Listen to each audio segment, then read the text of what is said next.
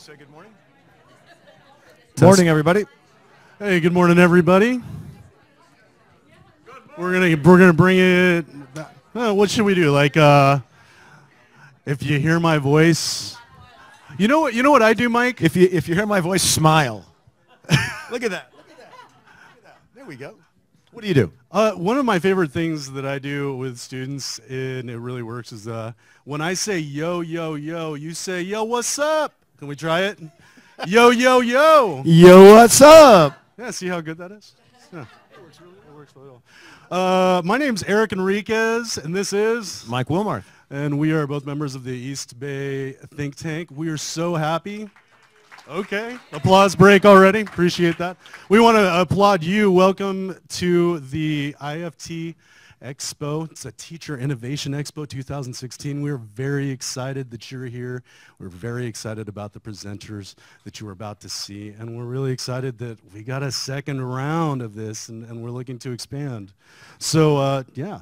So we did this, the opening voyage was last year at CTA's Good Teaching North, and somebody liked it well enough to ask us to come back, but really what they asked was for these presenters to come back, to give everybody the chance to see the really cool, innovative things that are going on out there.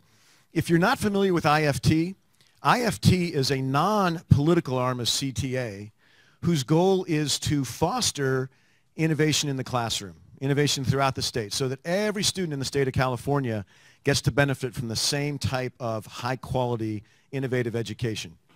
This expo is the product of the work of a number of think tanks, and Eric's going to talk about the think tanks from this area, and then after you see all the presenters this afternoon, we're going to give a little more detail about who we should really thank for this. Yeah, I mean, the purpose of the expo, the reason why you're here, the reason why this expo was designed was we were talking about what great things are happening in California classrooms. Right? And like, there needs to be a spotlight put on the amazing things that are happening in California classrooms. And then also, like, with that, we need to maybe have teachers drive the conversation about education as opposed to reacting to it, and start taking ownership of our profession in that way. So the purpose of this expo is to put teachers, other think tank members, face-to-face with some of our grant recipients, their projects, the students, the families, the communities that those projects have impacted. That's what you're going to see today. And then hopefully as a result, you make some connections between what they did and what's possible where you work, what's possible in the communities that we serve.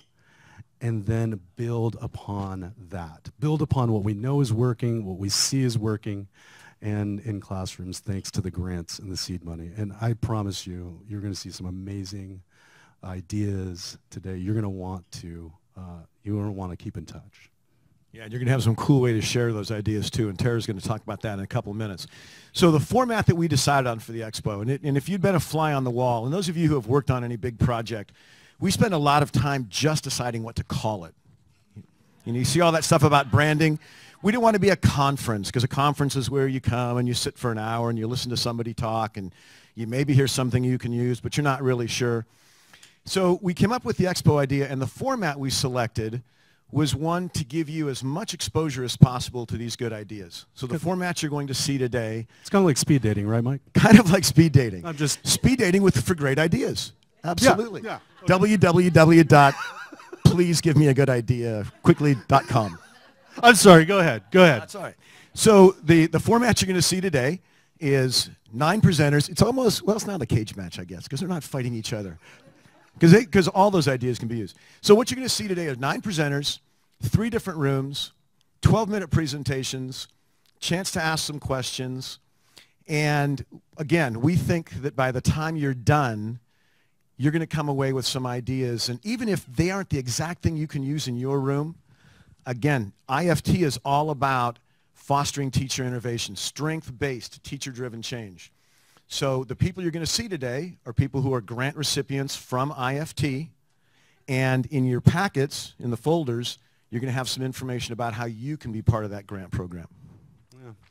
You know, if everybody could take a look at your folders, I think on the left-hand side there is a handout that is the strength-based matrix. Let me see if I can pull that out for you. It looks like this. And on this page, I mean, just kind of take a minute and look at it with us. We wanted to, how many of you, by the way, are not affiliated, just by a show of hands, how many of you are not affiliated with a think tank? And just, this is your first time experiencing anything IFT, yeah? IFT. All right, so, and then if you are part of a think tank, or could you raise your hand, or you're +1, you came with somebody from the think tank? All right, so awesome. What we wanted to do is just, especially for those of you who may not be familiar with the 7 factors, we wanted to give you guys a bit of a lens through which to look and experience the projects today. And every grant that is awarded has to kind of qualify in each of these 7 factors, and you'll see, and I'll just kind of move around, student-centered, which is going to be our focus today, where the emphasis is placed on the learning over teaching. Learning over teaching. Students' relations. Students view other students as supportive and interested in their well-being. Like, so as you're listening to the presentations, be looking out for that. Results-oriented. Students understand strength-based thinking increases capacity and resilience to achieve goals. Perseverance and grit is such a big thing these days. School-wide relations. All school stakeholders are responsible for the education of each student. Being work-oriented is work is valued and purposeful and relevant to students. Future-oriented. Students have a dramatic, positive image of the future. School-family relations. Parents, as a strong partner in the teaching and learning process, are encouraged to be involved in their child's education. So the idea is that when you're watching these presentations and listening today, you're going to see these elements creep up. And again, try to make a connection and think about what you can take back to where you work and your community. Hey, by the way, Mike, as long as we're talking about the 7 factors and strength-based, maybe why don't we kind of like explore the idea, what does strength-based mean to you? Absolutely. Teacher-driven, you know, what's that mean? Teacher-driven, strength-based change, absolutely. So for me personally, when I think of strength-based, it's all about looking for the things that work in a system and building on those, and not dwelling on the things that don't work in a system. Drawing it all the way down to the students, because really the system is only there for the students. I remember having a conversation with Anita Benitez, who's a big factor in IFT, and we were talking about looking at the way that a project is set up. And she said, you know, what some people do when they look at something is they say, well, here are all the things the kids can't do yet. How do we get them to be able to do those things? And starting from a really kind of a negative look at the student. She said instead, if you're thinking strength-based, what you want to do is you want to ask yourself, what can the kids already do? And what's their potential? And how do we build projects that really draw out that potential? How do we take them from the things they can already start to do and make those things even better? So Eric, for me, that was a huge, just that one statement. Don't look at what they can't do and wonder how do you get them somewhere. Look at what they can already do, build on that, and then a lot of the rest of that comes. And as they get more confident, they start seeing their own strengths, and that really builds. How about you? What do you think, strength-based? I mean, I couldn't agree with you more. I guess if I had to kind of add a layer to that, there's something that happens when I think I tend to be strength-based in general because I'm looking for what's working in general. That's kind of how I do it. And actually, that took practice. It took some time. I mean, it's very easy for me to look, let's say, at a quiz that I just gave her an assessment and then go, oh, my God, they still don't know how to simplify fractions. So it's like, but as opposed to maybe taking a look at those students who can do it. What are they doing? How do I get the other students to do that? Charles said something last night that really resonated with me. And so if you don't mind, I'm just going to share with you, when it comes, because student-centered is the focus for the day, when I think about strength-based in terms of being student-centered, it's really about, like, what talents and gifts do our students bring to the classroom, and how can I capitalize on that to like enhance the experience of learning in my room? You can apply strength-based to any facet of your life. You can apply it to any facet of your profession, but that's what it means to me when I think about it. Yeah, as far as dealing with adults on this, how many of you sit in groups in your association that are rep council groups or other groups of adults who get together to solve problems? Put a hand up if that's you. Yeah, and you know a lot of those meetings tend to go to the here's everything that's wrong and here are the things that nobody else will solve. And what we have found back at our association is if we look at those issues and then we ask people just one quick question. All right, so think about something in the past where you had that same initial feeling, but then you got it to work. What did you do? Take that positive part of what you did and apply that now. Don't dwell on what's not working. Dwell on how you're going to fix what's not working using the strengths you already have. Solution-oriented. Absolutely. Yeah. Absolutely. We have some think tanks members here in Southern California. So Monrovia, if you're in the room, would you stand up? Monrovia. Stay standing. Yeah. Stay standing, Monrovia. Don't sit down yet. You were first on the list. You get to stand the longest. Moreno Valley. Moreno Valley, if you're in the room, stand up. All right. Oxnard. Are you here, Oxnard? Nice. Right over here. And San Diego. San Diego, folks. All right. Don't sit down yet. So if there's anybody in the room, Eric asked who wasn't affiliated with a think tank or who might be or maybe a +1. Anybody who's not yet part of a think tank but would like to be, if you're in the Southern California area, memorize these faces. These are the people to talk to about what their think tanks are working on because all the think tanks are doing great things. Talk to them, see if what they're doing is something that would light up your professional life. Yeah. All right. Thank you. Thank you. Hey, so listen, there's a lot of opportunity to leverage social media. And to talk about that, I'd like to introduce Tara Catania from Fortuna. She's part of our think tank. Tara? Hi, take everybody. It away. My name is Tara Catania. I'm an English teacher, high school English teacher, way up north in Fortuna. Has anybody heard of Fortuna before? Woo! All right.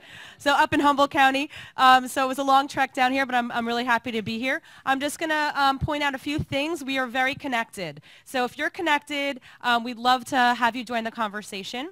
The first thing I'm going to show you is that we have a Twitter account. So if you tweet, please join us at CTAIFT. Is our handle, and we are tweeting at hashtag teacher driven, and then this week or today we are hashtag IFT Expo, and then of course for GTC for the weekend the CTA is tweeting with CTA GTC. Okay, so so please join the conversation. We would love to broadcast your teacher-driven, strength-based stories, so feel free to tag us and join us on Twitter. If you don't tweet, that is totally fine. You don't have to tweet to be connected to us. We, for the day, we actually set up a today's meet, and if you are an English teacher, no apostrophe. Sorry about that. So if you put the apostrophe in the URL, it won't work. So todaysmeet.com/IFT Expo. And so what's great about this is you can put in a nickname and then all of a sudden a message box will open up and you can actually join the conversation throughout the day. We will be putting this up in each one of the salons so that you can see kind of what the conversation is doing. So there's that. That's for today. This will be open for about a month or so.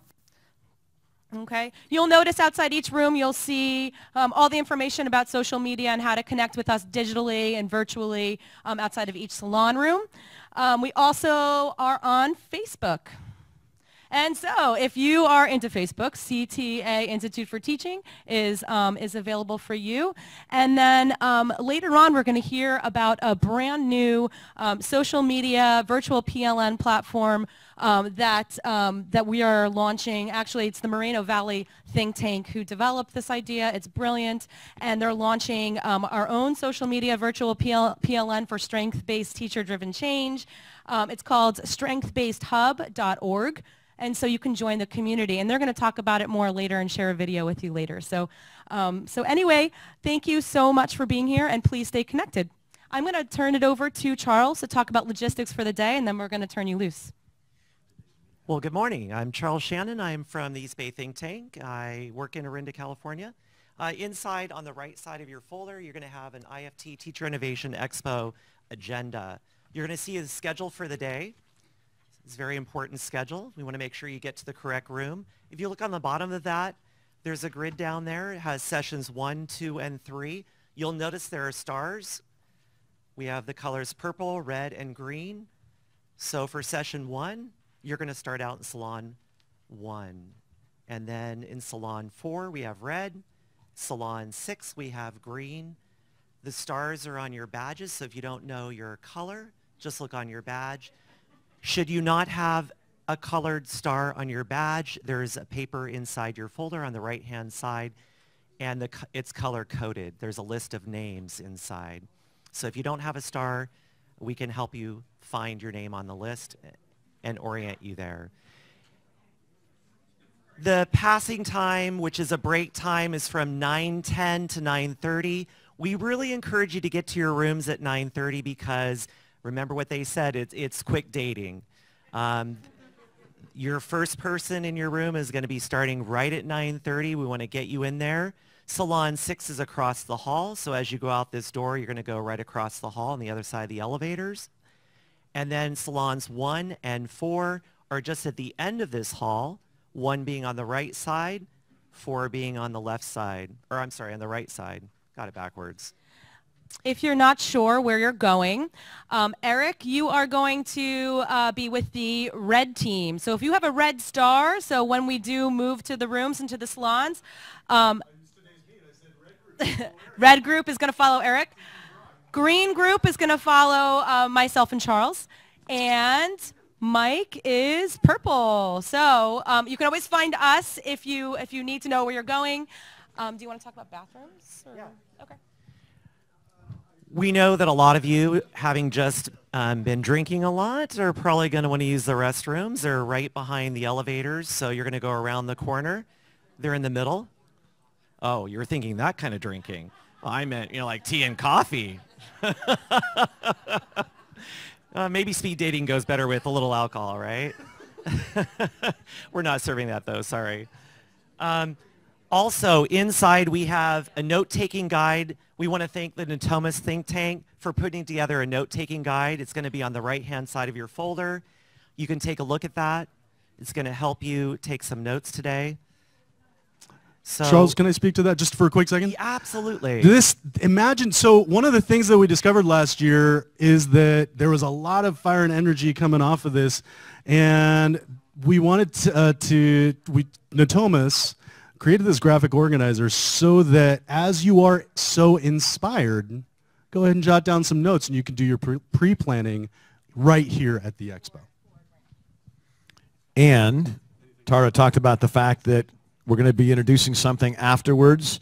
This would be a great note-taking guide to build the content you're going to put on that great idea after the presentations. Sounds good. With that, we want to give you plenty of time to have a break, get some more food, get some tea and coffee. There's also some water. Stay hydrated. I was not hydrated yesterday, and I got a little dizzy on my flight. Please make sure you hydrate. We want you healthy. Should you not be feeling well today, please let us know. We want to help you so that you stay well. With that, please enjoy. Lots of great conversation today. We're looking forward to this, and thank you again for coming.